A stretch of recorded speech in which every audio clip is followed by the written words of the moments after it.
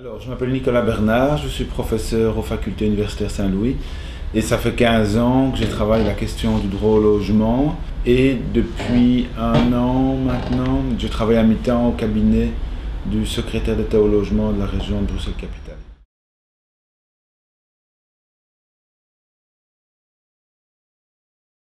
Le privé essaye de rentrer dans son investissement et donc le privé ne fait pas du social. C'est le public qui développe une offre de logements sociaux essentiellement. C'est la raison pour laquelle dans un marché aussi peu régulé que le logement, l'acteur public a vraiment tout son sens. Les bailleurs sont libres de fixer le prix qu'ils veulent, d'où l'importance d'avoir des logements sociaux où les loyers sont fixés en fonction des revenus. Même chose pour les préoccupations environnementales, il n'y a pas de tropisme naturel vers ce type d'exigence, mais là, les acteurs publics, le législateur en l'espèce, a imposé toute une série de normes en matière de logement, d'isolation, de certificats énergétiques, etc., que les acteurs privés doivent respecter, mais que les acteurs publics, eux aussi, doivent respecter, je le dis parce que les logements sociaux, par exemple, sont notoirement très énergivores.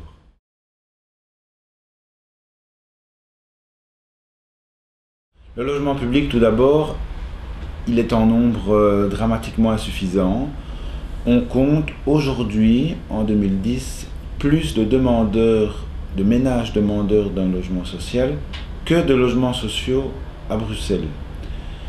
C'est dire si la liste d'attente est longue, ce qui explique que des familles nombreuses, par exemple, attendent jusqu'à 10 ans, 11 ans, 12 ans pour avoir une place dans un logement social.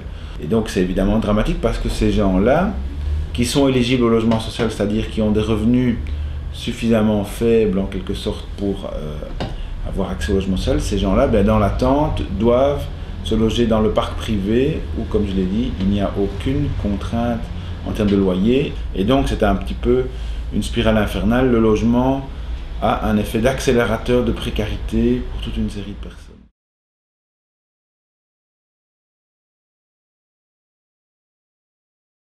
Alors, l'encadrement des loyers fait pousser des cris d'orfraie chez nous à toute une série de responsables politiques, mais d'abord il faut savoir que cette mesure est d'application chez tous nos voisins. La France, l'Allemagne, les Pays-Bas, le Luxembourg, tous ces voisins connaissent déjà un système d'encadrement des loyers alors qu'on n'est pas dans un environnement marxisant. Au contraire, on est en plein dans l'économie de marché. Tout ça pour dire que c'est compatible d'avoir un encadrement des loyers et une non-pénalisation du bailleur. On peut très bien concevoir des encadrements sous forme d'incitatifs fiscaux pour les bailleurs qui se conformeraient à des loyers de référence. Donc tout ça est envisageable et je crois que c'est sur cette voie-là qu'il faut cheminer.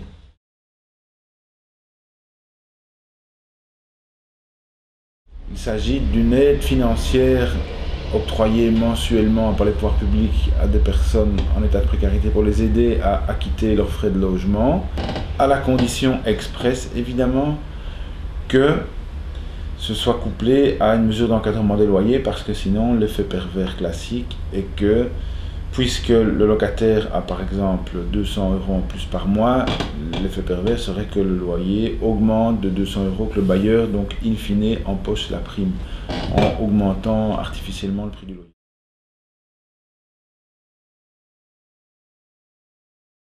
L'habitat est vraiment en train d'évoluer et contrairement aux années 60 où la communautarisation de l'habitat était sous-tendue par des motifs idéologiques, philosophiques, ici on retrouve ce même genre de tendance mais qui est motivé cette fois-ci par des considérations plus pragmatiques, c'est-à-dire la crise du logement et les coûts trop élevés pour se loger de manière individuelle et donc nécessité fait loi.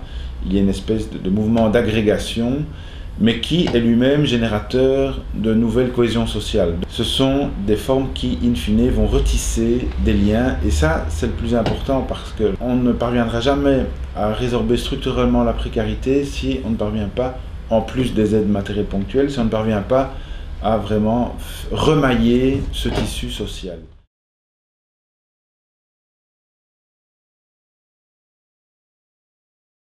Si les titulaires des allocations sociales se mettent ensemble pour habiter, le risque est que leur taux isolé devienne un taux cohabitant et que financièrement, ils y perdent entre 200 et 400 euros par mois. Et là, c'est dramatique, puisqu'alors on pénalise la solidarité, comme si seuls les riches avaient le droit d'être solidaires.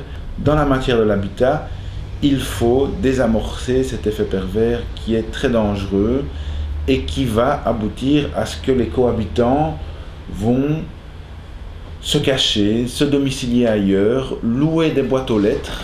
Il faut savoir qu'une boîte aux lettres coûte 200 euros juste pour pouvoir mettre son nom et simuler une occupation ailleurs. Et donc on engraisse là non plus les marchands de sommeil, mais les marchands de sonnettes ou les marchands de boîtes aux lettres. Et ça, c'est une gabegie totale en termes d'utilisation des moyens financiers.